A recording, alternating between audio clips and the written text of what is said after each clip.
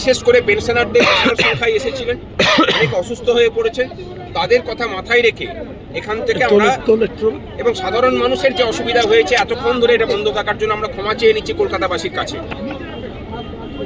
আমরা এটা করতে চাইনি, কিন্তু রাজ্য সরকার বাধ্য করেছে। এই জায়গায় দাঁড়িয়ে আমরা আজকে এই প্রেস কনফারেন্সের পরে বিকাল 4টের সময় এখান থেকে আমরা অবস্থান তুলে নেব। 13 তারিখ কি হবে আমরা বলতে চাই, এখানে বিগত শতাব্দীর 6-এর দশকে পশ্চিমবঙ্গের কর্মচারী সমাজ এই জেডিনা ক্রসিং এ একত্রিত হয়েছিলেন। তার মধ্যে দিয়ে পশ্চিমবঙ্গে যাতে গণতন্ত্র প্রতিষ্ঠা হয়, কর্মচারীদের দাবি দাবা অর্জিত হয়, সেই সংগ্রাম ঘোষিত হয়েছিল। আজকের এই প্রজন্ম, আজকের এই জেডিনা ক্রসিং, এই ধর্মতলা চত্বর 3 ঘন্টা অবরোধ করার মধ্যে দিয়ে, অবস্থানে বসার মধ্যে দিয়ে নতুন ইতিহাস তৈরি করলেন।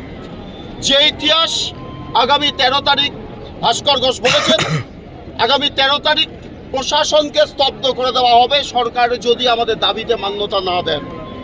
সাধারণ মানুষের স্বার্থে প্রশাসন সম্পূর্ণ স্তব্ধ থাকবে, আদালতগুলো বন্ধ থাকবে, ট্রেজারিগুলো বন্ধ থাকবে, শিক্ষা প্রতিষ্ঠান বন্ধ থাকবে, সমস্ত ইলেকশন ট্রেনিং যার যা ফেলুন সমস্ত স্তব্ধ থাকবে 13ই মার্চ। 2023 সালের 10ই মার্চ আমরা প্রমাণ করেছিলাম যে ঐক্যবদ্ধভাবে লড়াই করে প্রশাসনকে স্তব্ধ করে দেওয়া যায়। 14 তলার যতই হুঙ্কার দিক, এই প্রশাসনকে স্তব্ধ করে দেওয়া যায়। 10ই মার্চ 2023 আমরা প্রমাণ করেছিলাম, আবার 13ই মার্চ 2026 নতুন করে প্রমাণ করব।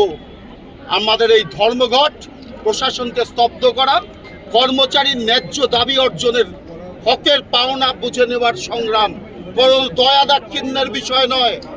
সুপ্রিম কোর্ট যে নির্দেশ দিয়েছেন, রাজ্য সরকার সেই নির্দেশ কার্যকরী করতে বাধ্য।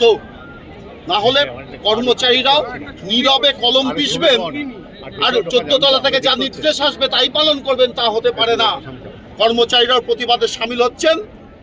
তার সেমিফাইনাল যদি আজকে হয়, 13ই মার্চ ফাইনাল দেখবেন রাজ্য প্রশাসন, যে প্রশাসনকে কিভাবে স্তব্ধ করে দেওয়া যায়। আমরা সব সংগঠন মঞ্চ একত্রিত হয়ে কর্মচারীর দাবিতে, ন্যায্য দাবিতে এই যৌথ আন্দোলনে নেমেছি।